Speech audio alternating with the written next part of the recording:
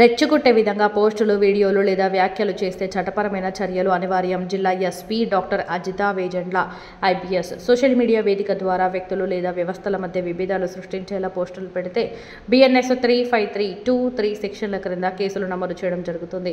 Police శాఖను అపఖ్యాతి పరిచేలా social మీడియాలో పోస్టులు పెట్టే వారి పట్ల కఠినంగా వ్యవహరిస్తామని, వాస్తవాలను దాచి తప్పుడు సమాచారం లేదా అసత్యాలను దుష్ప్రచారం చేసే వ్యక్తులు, అకౌంట్లు లేదా హ్యాండిల్స్పై చట్టపరమైన చర్యలు తప్పవని హెచ్చరికలు.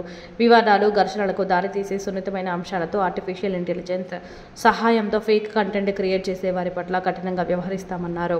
చట్టపరమైన సమాచారాన్ని పంపే ముందు నిజానిజాలు నిర్ధారించుకోవాలని, లేకపోతే వారికి చట్టపరమైన చిక్కులు తప్పవని హెచ్చరించారు. సామాజిక మాధ్యమాల్లో నిర్మాణాత్మకమైన, నిజాయితీతో కూడిన సమాచార మార్పిడికి వేదికగా ఉండేందుకు ప్రతి ఒక్కరూ సహకరించాలని సూచించారు. ఈ కేసు ఒకటి గుడ్లూరులో పిఎస్లో రిజిస్టర్ అవ్వడం జరిగిందండి. Crime number 107/25. ఇది 2 అక్టోబర్న జరిగింది. ఇందులో కంప్లైనెంట్ పవన్ అని ఉన్నారు, accused Harichandra Prasad. Okay, Pavan and Bhargava Naidu వీళ్ళు అండ్ లక్ష్మీ నాయుడు వీళ్ళు ముగ్గురు బైక్లో వెళ్తుండగా ఈ హరిచంద్ర ప్రసాద్ అనే అతని వెహికల్తో వీళ్ళని గుద్దటం జరిగింది. ఇందులో లక్ష్మీనాయుడు అనే అతను చనిపోయారు అండ్ పవన్కి, భార్గవ్ నాయుడుకి ఇంజరీస్ జరిగినాయి. వీళ్ళు నలుగురు కూడా ముందు నుండి ఫ్రెండ్స్ అండ్ వాళ్ళ మధ్య ఫైనాన్షియల్ లావాదేవీలు కూడా ఉన్నాయి అండ్ పర్సనల్ గ్రడ్జెస్ మూలంగా జరిగిన ఇన్సిడెంట్ ఇది.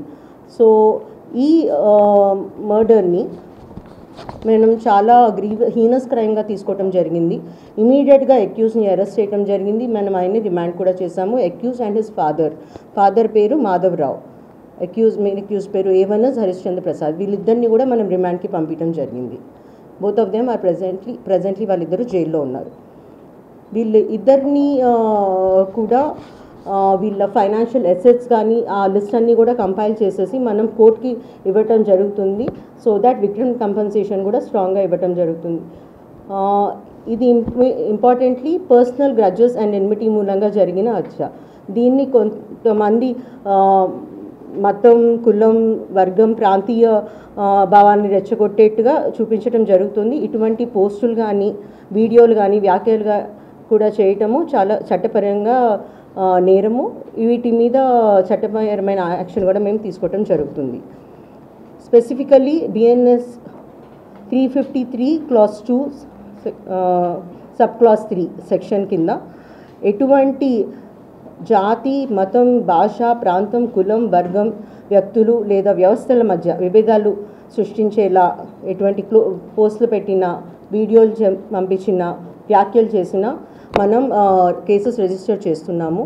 సో ఈ పర్సనల్ గ్రడ్జెస్ ఉన్న దానిలో ఎస్పెషలీ లీగల్గా మనం ప్రాపర్గా యాక్షన్ తీసుకున్నాక ఇటువంటిది ఎన్మిటీ క్రియేట్ చేయటం మన అందరికీ కూడా సమాజానికి మంచిది కాదు. సో ఇట్లాంటిది మేము లీగల్గా ప్రొసీడ్ అవుతున్నాము with respect to the case. ఎవరు కూడా లాని వాళ్ళ చేతిలో తీసుకొని ఇన్వెస్టిగేషన్ ప్రాపర్ లైన్స్లో వెళ్ళేటప్పుడు దాన్ని తప్పుడుగా చూపించడం ఇస్ నాట్ రైట్. వాళ్ళు అందులో నుండి రిఫ్రైన్ అవ్వటం వాళ్ళకే మంచిది.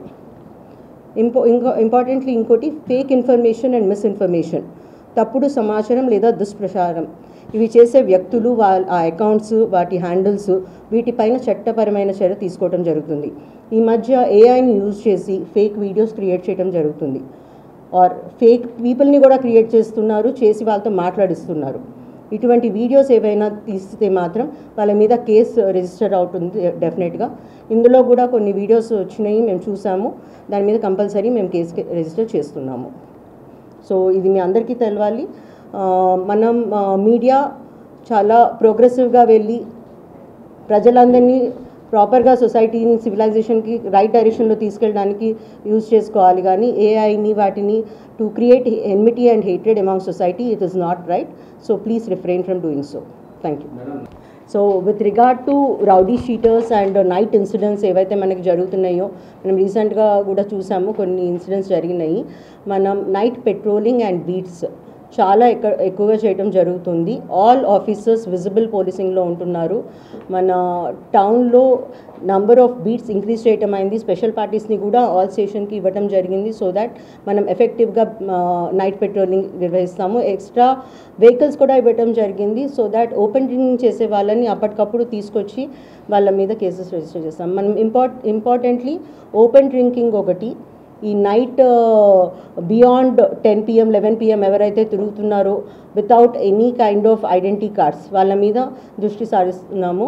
So without any ID card night ఊరికనే తిరిగే వాళ్ళని మనం డెఫినెట్గా వాళ్ళ మీద మన ఫింగర్ ప్రింట్ స్కానర్స్తో చూస్తాము. If we don't get information వాళ్ళ గురించి వాళ్ళని తీసుకెళ్ళి మేము ఇన్ఫ్యాక్ట్ వాళ్ళకి ఆధార్ కార్డ్స్ క్రియేట్ చేసేది కూడా ప్రోగ్రామ్ స్టార్ట్ చేయబోతున్నాము ఈ వేగవాన్స్కిను రిఫ్రాఫర్స్కి. సో నైట్ ఎవరంటే వాళ్ళు ఊరికనే రోడ్ల మీద తిరగడానికి లేదు, వాళ్ళకి పని ఉండాలి. పని అండ్ వెన్ ఎవర్ బీట్ వాళ్ళు క్వశ్చన్ చేసినప్పుడు వాళ్ళని ఆన్సర్ చేయగలిగి ఉండాలి. సో ఇది ఓపెన్ డ్రింకింగ్ ఒకటి మేము చాలా గట్టిగా చూసుకుంటున్నాము. మళ్ళీ తీసుకొచ్చి ఎవరిని అంటే వాళ్ళని లోపలేస్తున్నారని పోలీసుల మీద చెప్పడానికి లేదు. క్లియర్గా ఎవరైతే ఓపెన్ డ్రింకింగ్ చేస్తున్నారో డ్రంక్ అండ్ డ్రైవింగ్ చేస్తున్నారో వాళ్ళ మీద స్ట్రిక్ట్గా వ్యవహరించడం జరుగుతుంది. నేను వెళ్ళాను కదండి, మనం చూసారు కదా, చేస్తున్నానండి, చేస్తాను. ఓకే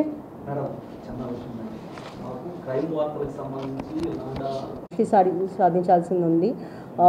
మా ఎస్డిపిఓస్ అందరూ కూడా వెళ్ళి అలాంగ్ విత్ SHOs ఈ యాక్సిడెంట్ సైట్స్ అన్ని ఇన్స్పెక్ట్ చేస్తున్నారు. దాంతోపాటు ఎక్కడెక్కడ స్టెప్స్ తీసుకోవాలో ప్రతి స్టేషన్ నుండి మనం తీసుకుంటున్నాము రిపోర్ట్. కొన్ని చోట్ల హైవేస్ మీద ఎక్కువ ఈ బ్లాక్ స్పాట్స్ ఉంటున్నాయి, అక్కడ కూడా ఏం స్టెప్స్ తీసుకోవాలనేది వీటి మీద మేము ఒక 15-20 డేస్లో ఒక ప్రాపర్ ప్లాన్ ఆఫ్ యాక్షన్ చేసుకొని వస్తాము. And revenue authorities and municipal అథారిటీస్తో కలిసి పనిచేయాలి, NHAIతో కూడా కలిసి పనిచేయాలి దీని మీద. సో ఒక ప్రాపర్ ఫ్రేమ్వర్క్లోకి వచ్చాక నేను దాని మీద చెప్తాను.